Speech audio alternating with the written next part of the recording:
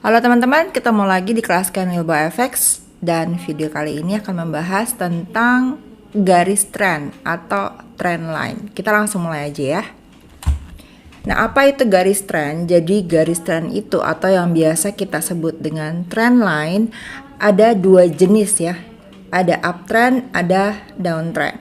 Dan garis trend bisa dibuat dengan bantuan trend line atau garis trend. Kalau Anda buka di TradingView itu ada yang namanya garis trend ya. Sangat mudah. Nah, untuk cara membuatnya kita bisa menggunakan bantuan dari satu tools yang ada di TradingView atau kita bisa menghubungkan satu titik ya dengan titik lain, misalnya untuk garis trend yang sedang naik marketnya uptrend gitu. Jadi garis lurus yang menghubungkan antara lembah-lembah yang naik secara berurutan ya.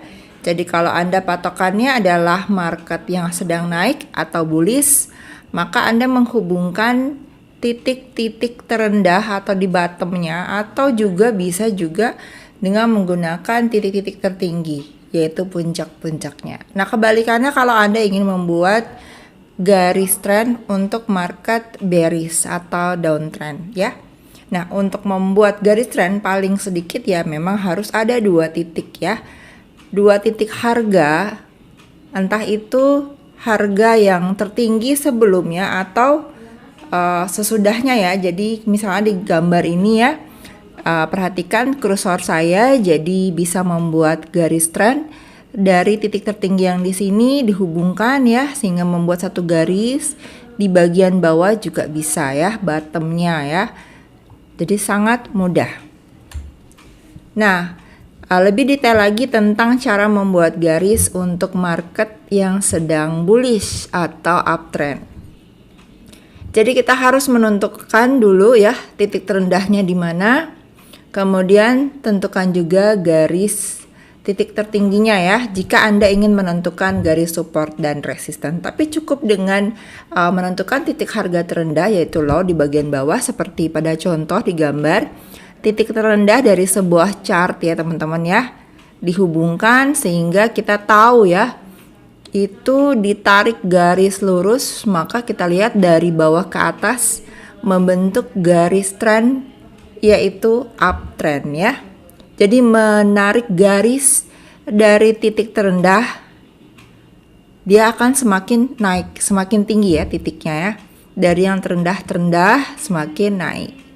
Nah, dengan memperpanjang garis tersebut itu untuk mengantisipasi titik-titik support. Jadi karena kita membuat garis trend line-nya ya dari sini, dari titik terendahnya atau titik harga terendah, maka itu bisa dijadikan sebagai garis support. Nah, bagaimana untuk membuat garis downtrend? Nah, ini dia.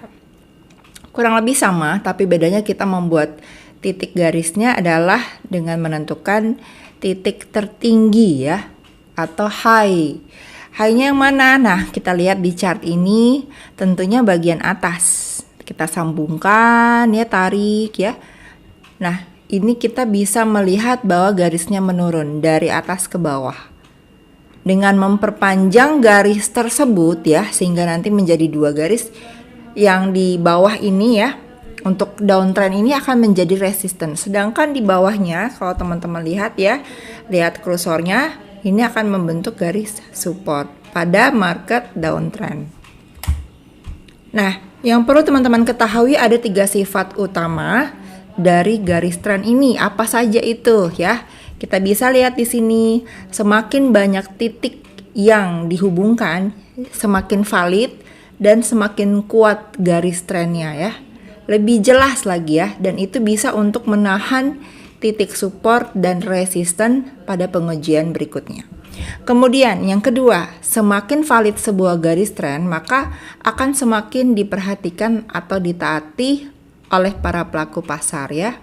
Semakin valid tentu ya, karena ini menjadi patokan juga buat menganalisa. Kemudian tingkat kecuraman garis trend dapat dijadikan acuan untuk mengidentifikasi kondisi pasar yang bullish atau yang bearish ya. Jadi kita bisa lihat nih, kalau dia terlalu curam, entah itu naik atau turun ke bawah ya teman-teman ya. Kita semakin bisa melihat ya, ini market mau kemana ya, gitu. Trennya kemana. Dan tentunya ini bisa ngebantu teman-teman, misalnya Anda menggunakan time frame ya. Nah, time frame untuk trendline tuh apakah sama? Kita bisa lihat di gambar, tentunya berbeda ya. Yang contoh di gambar ada H1, ada M30 ya, beda 30 menit, tapi berbeda, sedikit berbeda, tapi sama-sama ya teman-teman, sama-sama dia naik, walaupun yang di M30 tidak terlalu signifikan naik ya. Oke, jadi untuk penentuan time frame memang penting sekali. Kenapa? Karena ini berdampak juga pada akurasi ya. Jadi akurasi itu artinya validitas. Nah, jadi kemungkinan garis tren itu valid atau enggak ya, kita bisa lihat H1 M30 apakah ada persamaan. Kalau ada berarti ya valid ya teman-teman. Dan faktor noise itu ada kesalahan sinyal atau misalnya fake signal gitu. Ini biasanya terjadi pada time frame yang kecil ya. Jadi hati-hati buat teman-teman yang trading di time frame yang kecil ya. Jadi kenapa akurasi garis tren yang ditarik pada time frame yang kecil, misalnya yang kecil sekali 1 menit ya, pasti akan sangat rendah akurasinya. Berbeda kalau Anda trading di time frame yang lebih panjang ya. Karena ini juga akan mempengaruhi untuk 1-2 hari kemudian ya teman-teman ya, gitu. Oke teman-teman, sangat mudah untuk mempelajari trendline, tapi bukan berarti Anda menyepelekannya. Karena sebenarnya teman-teman, dari Anda menguasai trendline ini sangat membantu ketika kita trading di forex ya, untuk menganalisa market sebelum kita membuat keputusan entry atau open posisi. Kita perlu menentukan apakah trennya sedang naik atau sedang turun dan kapan kita menentukan open posisinya di mana. Nah, ini penting sekali. Jadi jangan dianggap enteng karena dengan trendline ini benar-benar sangat membantu. Oke teman-teman, terima kasih. Kita ketemu lagi di video berikutnya ya.